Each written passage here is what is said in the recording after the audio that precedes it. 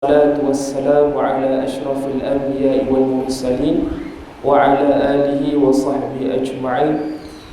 قال رب اشرح لي صدري ويسر لي أمري واحلل عقدة من لساني يفقه قولي.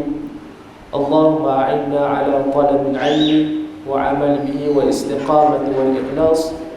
Ya Allah, bantulah kami untuk kami menjadi hamba-Mu yang sentiasa berusaha untuk menambahkan ilmu pengetahuan kami, dan berikanlah kami kekuatan untuk kami beramal dengan ilmu yang kami pelajari dengan penuh ikhlas dan istiqamah. Jazakumullahu khairan jazak. Terima kasih saya ucapkan kepada Jawatan Kuasa Surau Al-Falah, para ustaz, ustazah, muslimin muslimat, ibu ayah dan rahmati Allah sekalian, tetamu Allah dan juga tetamu Ramadan Al-Mubarak. Jadi insya-Allah, sedar tak sedar, pertama dan selamanya, marilah kita sama-sama rafakkan kesyukuran kepada Allah Subhanahu Wa Taala kerana masih lagi memilih kita untuk berada dalam rumah Allah pada malam yang ke-28. Hari ini 27 puasa, malam yang ke-28. Dan juga tak lupa juga kita untuk bersolawat kepada ke atas junjungan besar Nabi Muhammad sallallahu alaihi wasallam, atas berkat perjuangan baginda, titik peluh-peluh baginda, darah-darah baginda, kita masih lagi dapat merasai nikmat yang terbesar, iaitu nikmat iman dan juga nikmat Islam. Alhamdulillah. Jadi insya-Allah kita dah ada dekat fasa hujung-hujung dalam bulan Ramadan. Kita rasa sedih kita nak tinggalkan bulan Ramadan. Kalau siapa yang rasa tak sedih tu, mungkin something wrong kat dia lah, mungkin dia rasa lain. Jadi insya-Allah dekat fasa-fasa akhir ni, bila kita tengok orang macam-macam jenis orang, orang kuih lama, kuih kurang, betul. Tapi saya tengok surah Al-Falah ni, alhamdulillah masih penuh lagi, masih bersemangat. Alhamdulillah, hebat-hebat orang surah Al-Falah ni. Tapi bila kita tengok dekat-dekat dengan penghujung Ramadan, orang akan sibuk ataupun terkejar-kejar nak siap persiapan raya. Ada yang nak beli persiapan raya dari segi pakaian, makanan dan sebagainya. Tak kira lagi pakai rumah, yang liklap tak liklap dan sebagainya. Macam-macam orang nak persediaan menghadapi hari raya Aidilfitri. Bila orang tanya kenapa ni siap-siap ni, orang kata, "Ya Ustaz, nak raikan hari kemenangan kita Ustaz. Nak hari kan kita dah tahan nafsu dah, kita nak menang dah ni." Tapi jangan kita lupa akan ibadah yang kita lakukan pada penghujung Ramadan. Jadi kita kena fikir, sebab kebanyakan orang dia faham, dia kata bulan Ramadan ni ialah musim orang beribadah.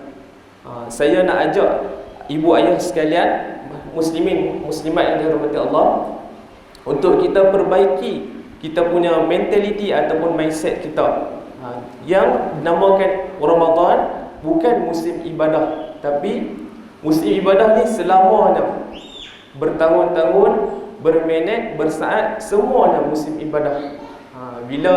Bila kita letak dalam fikiran kita yang Ramadan ni sebagai musim ibadah, dia jadi jadi macam kita kan. Kalau kita nak kata, oh musim ni musim riyan Ustaz, musim riyan, musim riyan, habis musim riyan habis kan. Macam tu juga dengan Ramadan. Jangan kita fikir Ramadan habis je bulan Ramadan, habis dah solat sunat, habis dah sedekah, habis dah berdoa, habis dah kita nak bantu orang, sediakan makanan untuk orang. Tapi sebenarnya Ramadan, kita kena faham bahawa satu bulan yang Allah bagi peluang untuk kita tingkatkan kualiti ibadah kita. Yang tu yang kita kena faham. Bulan Ramadan ni umpama, kalau saya nak ajak bagi perumpamaan lah, bulan Ramadan ni umpama bulan yang kita kata sebagai kursus, ataupun satu bulan yang bantu kita untuk kita tingkatkan kualiti ibadah. Mungkin sebelum ni kita baca, kalau sembahyang sunat, sembahyang sikit-sikit je. Bila sampai bulan Ramadan, kita ibadah banyak. Kita perbaiki segala solat kita, kita perbaiki bacaan Quran kita dan lain-lain. Jadi Ramadan ni kita jadikan sebagai satu bulan untuk kita perbaiki segala ibadah kita. Bila kita panggil bulan Ramadan, Kita sebagai umat Islam, kita kena fikir apa yang kita akan bawa untuk hadapi bulan-bulan seterusnya. Bulan Ramadan ni, kalau bulan yang lain kita sembahyang juga, kita buat amalan sunat juga, kita sedekah juga, tapi kita kata apa, bi'ah ataupun suasana dia tak sama macam apa yang ada dalam bulan Ramadan. Bulan Ramadan kita tengok jiran kita siap-siap di masjid, tengok jiran selang dua buah rumah dengan kita duk tadarus Quran sama-sama. Bulan lain mungkin kita tak nampak benda tu. Jadi macam mana yang saya nak bawa malam ni, saya nak ajak sidang hadirin hadirat yang dirahmati Allah, macam mana kita nak istiqamah dalam kita beribadah kepada Allah Subhanahu Wa Taala. Itu yang pertama sekali. Bila sebut bab istiqamah, kita kena faham istiqamah ni dia berasal daripada perkataan qama. Qama yang bermaksud tegak, lurus, sempurna. Bila tambah dengan isti ni kalau kita belajar bahasa Arab, isti ni bermaksud bila kita tambah tu dia akan jadi meminta ataupun memohon. Macam kita dengar selalu kan, mungkin istiqamah ni ustaz, kami jarang dengar ustaz. Selalu kita dengar istighfar, betul tak? Dengar istighfar, apa-apa terima kata istighfar, astaghfirullahalazim, astaghfirullahalazim, astaghfirullahalazim. Itu istighfar. Istighfar sama juga, dia berasal daripada perkataan ghafara ataupun maksud dia ampun. Bila kita tambah istighfar, dia akan jadi memohon ampun. Sama juga dengan istiqamah, kita memohon kepada Allah untuk kita kekal dalam jalan yang lurus, dalam akidah yang betul, dalam keadaan akhlak kita yang betul, dan dalam keadaan kita sebagai Muslim untuk kita menuju, untuk kita istiqamah dalam kita melakukan amal kebaikan sehinggalah hari akhirat nanti. Itu cerita hari kematian kita lah, kita tahu. Itu sebab dalam surah Al-Fatihah, hari-hari kalau kita kira solat wajib lah, daripada solat subuh sampai dah kita solat isyak 17 kali kita baca. Okay? Bila masuk ayat ihdinas siratal mustaqim, tunjukkanlah kami jalan yang lurus. Kita mohon dengan Allah supaya Allah berikan kita jalan yang lurus. Itu yang dimaksudkan dengan istiqamah. Jadi macam saya katakan tadi, macam mana cara kita nak istiqamah dalam kita beribadah kepada Allah Subhanahu Wa Taala? Yang pertama sekali, muslimin muslimat yang dirahmati Allah, yang pertama dalam kita nak istiqamah dalam kita beribadah, yang pertama mestilah kita menjaga hati-hati kita. Jaga hati masing-masing. Sebab ada satu hadis yang disebut oleh baginda Nabi sallallahu alaihi wasallam dalam hadis riwayat Muslim, Bukhari dan Muslim. Ala wa inna fi jasadil mudghah idza salaha jasad kullu wa idza fasada jasad kullu ala wa huwa qalbu. Sadaqa Rasulullah sallallahu alaihi wasallam. Maksudnya apa? Maksudnya dalam diri kita ni ada satu jasad. Kalau baiklah jasad tu, maka baiklah keseluruhannya, kullu. Kalau kita kata buruklah jasad tu, maka buruklah segala anggota kita. Apa yang dimaksudkan tu? Ala wa huwa qalbu. Hati kita, qalbu. Iaitu hati kita kena jaga. Kena jaga molek-molek lah. Kira hati ni umpama raja dalam segala anggota kita. Hati ni yang akan bentukkan macam mana apa yang kita cakap. Hati ni juga akan bentuk, akan mendorong kita apakah tindakan yang kita akan buat. Justru bermula dengan hati kita. Jadi untuk kita istiqamah, kita kena perbaiki hati kita, kena banyak beristighfar kepada Allah. Astaghfirullahalazim alladzi la ilaha illa huwal hayyul qayyum wa atubu ilaihi. Kita kena banyak istighfar kepada Allah sebab kita manusia, kita tak boleh lari daripada kesilapan. Termasuklah saya yang bercakap ni, tak boleh lari daripada kesilapan. Hatta kalau kita tengok Nabi sendiri pun, Nabi Muhammad sallallahu alaihi wasallam, dalam banyak riwayat, antaranya riwayat yang mengatakan Nabi beristighfar 70 marrah, 70 kali dalam masa sehari. Itu tengah Nabi, insan yang maksum, yang kita dah tahu dah memang dijamin syurga. Kita ni apatah lagi insan yang biasa. Kalau hari-hari kita tak istighfar tu, wal-a'yazubillah, na'udzubillah lah, kita kena banyak beristighfar kepada Allah Subhanahu Wa Taala untuk kita bersihkan hati kita. Bila hati kita bersih, insya-Allah kita akan jadi ringan kita nak beribadah kepada Allah. Akan jadi mudah. Nak semayang pun mudah, nak baca Quran pun senang, nak apa? Nak berzikir ataupun sebagainya pun mudah bila hati kita dah bersih. Okey, itu cara yang pertama untuk kita nak beristiqamah atas amalan yang kita buat. Okey. Itu yang pertama. Yang kedua, saya nak ajak ibu-ibu dan ayah, hadirin hadirat, muslimin muslimat yang dirahmati Allah, tetamu Ramadan. Ciri yang kedua ialah dalam kita nak istiqamah kepada Allah Subhanahu Wa Taala, dalam kita beribadah, mestilah kita kena berusaha ataupun kita panggil sebagai mujahadah. Kita nak lawan segala hawa nafsu kita. Kita kena betul-betul kuatlah untuk kita lawan segala dugaan daripada syaitan, daripada hawa nafsu kita, rasa malas, rasa tak mau buat lah, rasa macam aku dah buat banyak dah kot, tak payah buat lah. Kita nak elakkan daripada segala benda-benda macam tu. Kita kena lawan banyak-banyak. Okey, antara doa yang Nabi ajak kepada kita, Nabi SAW ada satu doa yang Nabi ajar dan disebut oleh seorang ulama Indonesia. Dia sebut bahawa doa ni Nabi akan baca pada 10 malam yang terakhir. Apa doa dia? Allahumma inna nas'aluka fi'lal khairat wa tarakal munkar wa hubbal masakin. Itu doa dia. Allahumma inna nas'aluka fi'lal khairat. Fi'l khairat, kita minta untuk segala kebaikan yang baik untuk ke atas diri kita. Kita minta kekuatan untuk kita sentiasa beramal dengan kebaikan. Wa tarakal munkarat, untuk kita cegah segala kemungkaran yang ada, dan juga kita mohon wa hubbal masakin, untuk kita cinta dan kasih kehadap orang miskin. Bila kita tengok, kenapa ustaz kena cinta dengan kasih ke orang miskin ni? Sebab Nabi SAW dia tak pernah berhenti dalam Nabi berdoa kepada orang-orang miskin.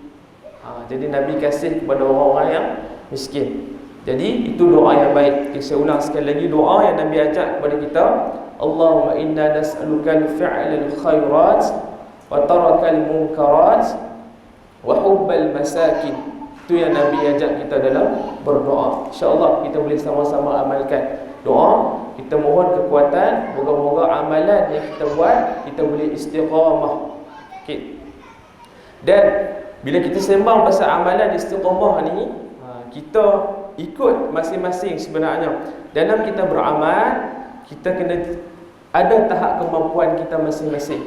Orang ni mungkin dia boleh solat tarawih 20. Ada orang tak boleh buat 20, dia boleh buat 8 je. Boleh tak buat 8? Boleh, tak ada masalah sebab benda tu sunat. Jadi, tapi digalakkan untuk kita buat 20 lah. Tapi, ikut sekadar kemampuan. Sebab kemampuan kita akan menjamin macam mana kita nak teruskan ibadah tu. Dan disebut dalam hadis, apa yang Nabi sebut? A'malul, sebaik-baik amalan yang dicintai oleh Allah, ilallah abduha inna qal. Ataupun maksudnya, sebaik-baik amalan yang dicintai oleh Allah ialah amalan yang berterusan walaupun sedikit. Yang ni yang kita kena jaga. Walaupun kita beramal banyak, kan? Banyak kita, kadang-kadang orang ni dia kejar kuantiti tapi dia sisihkan kualiti. Dia kejar kuantiti. Hari ni sembahyang 2, tak boleh ni nak kena sembahyang banyak-banyak lagi. Sekali sembahyang 10 rakaat, kan? Tahajud kan? Buat solat malam. 2 ni sikit sangat ni kot. Nak buat banyak ni. Buat banyak. Tiba-tiba esok daripada 10 tu mungkin tak buat terus. Jadi biarlah amalan kita sedikit tapi berterusan. Bila kita start, macam kita, saya nak bagi contoh macam kita jogging lah kan. Macam contoh kita nak jogging, kita nak bersenam, exercise. Hari ni tiba-tiba pergi balas terus 10 round, kan? Dah habis 10 round, agak-agak esok jogging dia, mungkin kita tak jogging dah. Sebab tak larat. Kita start dulu round 1. Hari pertama kita buat lari pusingan, 1 pusingan dulu. Esok hari kedua nampak macam boleh lagi, tambah lagi dua ataupun tiga. Sama juga kita nak katakan dalam kita beribadah. Sama.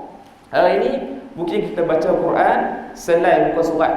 Baca selai, kita baca. Hari yang kedua tengok, ustaz, selai ni macam sikit sangat aja. Kita tambahlah jadi 2 lai. Tambah 2 lai. Tambah jadi 2 lai. Kita baca semua. Masuk hari yang keempat pula, tengok 2 lai ni sikit sangat ni. Boleh tak kita baca 3 lai? Boleh. Masuk pula seminggu, ustaz, 3 lai ni sikit sangat ni. Kita baca tengok 4 lai. Baca 4 lai. Ikut kemampuan kita. Jadi kita kena jaga kualiti ibadah kita. Kadang-kadang macam saya cakap tadi, orang ni kadang-kadang dia tekankan kuantiti. Dia lebih, dia tengok sikit sangat, nak lebih-lebih, tapi dia sisihkan kualiti. Yang tu yang kita patutnya dia bergerak seiring. Kuantiti banyak, kualiti pun sama banyak dengan kuantiti ibadah kita.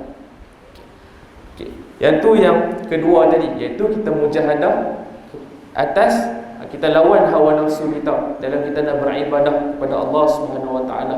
Itu cara kita nak istiqamah yang kedua. Dan yang ketiga, cara kita istiqamah ialah dan kita banyak berdoa kepada Allah Subhanahu Wa Taala. Saya yakin dan percaya ibu-ibu, ayah-ayah sekalian, mesti kita tahu bulan Ramadan salah satu nikmat orang yang berpuasa ialah doa yang dimustajabkan. Kalau kita tengok ayat-ayat berkaitan dengan Ramadan, bila start dengan ya ayyuhallazina amanu kutiba alaikumus shiyam kama kutiba alal ladzina min qablikum la'allakum tattaqun. Itu kita panggil ayat fiqh puasa.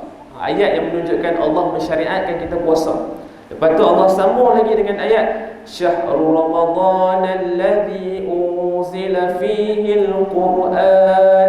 Bulan Ramadan ialah bulan yang diturunkan Al-Quran.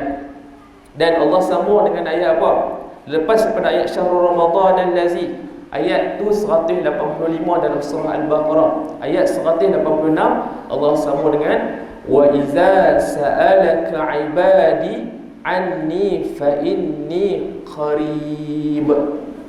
Maksudnya apa? Jika hamba-Mu bertanya kepada hamba-Ku bertanyamu terhadapku, fa inni qarib, sesungguhnya aku dekat, kata Allah dalam surah. Maksudnya para ahli mufassirin, ulama-ulama tafsir cakap hurai ayat ni menunjukkan bahawa orang-orang yang berpuasa antara kelebihan dia ialah doa yang dimustajabkan. Kan dalam kita doa, semoga Allah berkati bulan Ramadan, kan kita doa Allahumma barik lana fi syahri Ramadan wa ballighna lailatul qadr. Sebenarnya doa tu kita dah doa dah daripada bulan Rejab lagi, betul tak? Bila kita dengar Tok Imam baca Allahumma barik lana fi Rajab wa Sya'ban wa ballighna Ramadan, kan kita dah doa tu. Sekarang kita duduk dalam bulan apa? Dalam bulan Ramadan. Maksudnya apa? Allah dah mustajabkan doa-doa kita. Doa-doa ibu ayah sekalian, doa adik-adik, doa semualah Allah mustajabkan sehingga kita dapat duduk dalam bulan Ramadan. Dalam kita berdoa, jangan lupa juga kita selitkan doa. Doa apa? Doa supaya amalan, segala amal yang kita buat, kita dapat istiqamah, kita jaga. Lepas Ramadan pun kita nak buat juga. Kita nak baca Quran juga. Kita nak sedekah juga. Kita nak buat banyak juga solat sunat. Antara doa yang Nabi ajak yang disebut dalam hadis, ya muqallibal qulub thabbit qulubana ala dinik wa ala ta'atik. Ya muqallibal qulub, wahai zat yang membolak-bolak balikkan hati, thabbit qalbi ala dinik, teguhkanlah hati kami di atas agamamu, ala dinik. Maksudnya apa? Kita mohon dengan Allah. Allah ni maha membolakkan hati kita, dan kita mohon supaya Allah kekalkan kita di atas agama dia. Itu yang kita nak panggil istiqamah tu. Istiqamah kita doa supaya segala amalan yang kita buat dalam bulan Ramadan, bukan kita nak buat dalam bulan Ramadan saja, malah kita nak teruskan lagi dalam bulan-bulan yang seterusnya. insya-Allah. Kita doa banyak-banyak. Itu antara doa yang diajar oleh baginda Nabi Muhammad sallallahu alaihi wasallam. Itu yang Nabi ajar kita. Okey, boleh tak ayah-ayah ibu baca dengan saya? Boleh tak? Kita cuba baca sekali. Okay. Ya muqallibal qulub, sabbit qalbi ala dinik wa ala ta'atik. Ya muqallibal qulub, sabbit qalbi ala dinik wa ala ta'atik. Okay, yang last. Ya muqallibal qulub, sabbit qalbi ala dinik wa ala ta'atik. InsyaAllah sama-sama kita boleh amalkanlah. Ini doa yang Nabi ajak dalam hadis. Doa supaya hati kita teguh ni dalam pendirian sehinggalah sampai di hari kematian kita. Kita doa banyak-banyak dengan Allah. Sebab Allah ni maha membolakkan balik hati kita. Kita tak tahu hari ini mungkin kita termasuk dalam kira, alhamdulillah lah, termasuk dalam golongan-golongan orang yang main masjid, orang yang masih lagi ada kesedaran dalam hati. Kita tak tahu esok, lusa, tahun depan, 10 tahun depan macam mana, kita tak tahu. Harap-harap kita terus istiqamah dalam keadaan yang macam ni sampailah ke hari kematian kita. Dan Nabi juga ajak doa supaya kita istiqamah sampai ke hari perakhiran kita, hari kematian kita. Allahumma khtim lana bihusnil khatimah wa la takhtim alaina bisu'il khatimah. Kita minta dengan Allah supaya Allah berikan kita perakhiran yang baik dan hindarkan kita daripada perakhiran yang tak baik. Itu kita doa sama-sama insya-Allah. Moga-moga amalan yang kita buat, amalan ibu-ibu, ayah-ayah, amalan semualah termasuk dengan diri saya sendiri, moga-moga amalan baik yang kita buat di bulan Ramadan kita teruskan sehingga ke bulan-bulan yang seterusnya.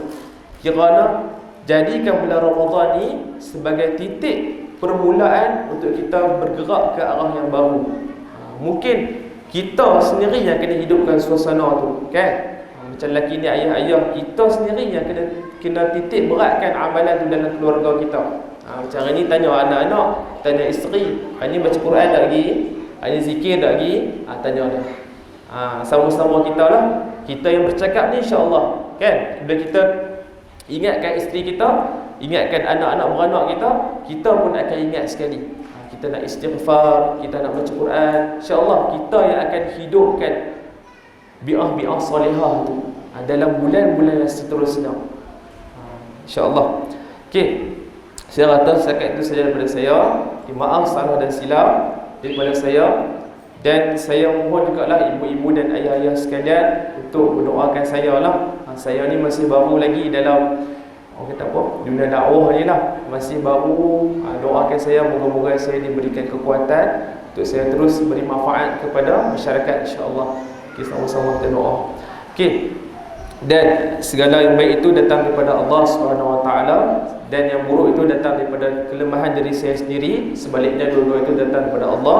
InsyaAllah kita teruskan perbaiki amalan kita, dan kita fikir amalan apa yang kita akan bawa sehingga ke habis Ramadan, dan kita nak teruskan ke bulan-bulan yang lain, dalam bulan Syawal, bulan Zulkaidah, bulan Zulhijjah, sampai tahun-tahun depan kita bertemu. Kita doa juga semoga Allah rezekikan kita lagi bertemu dalam bulan Ramadan untuk tahun yang akan datang, insya-Allah. Amin. Okey. Jadi cukup itu, setakat itu dari saya. Wabillahi taufiq wal hidayah. Assalamualaikum warahmatullahi wabarakatuh.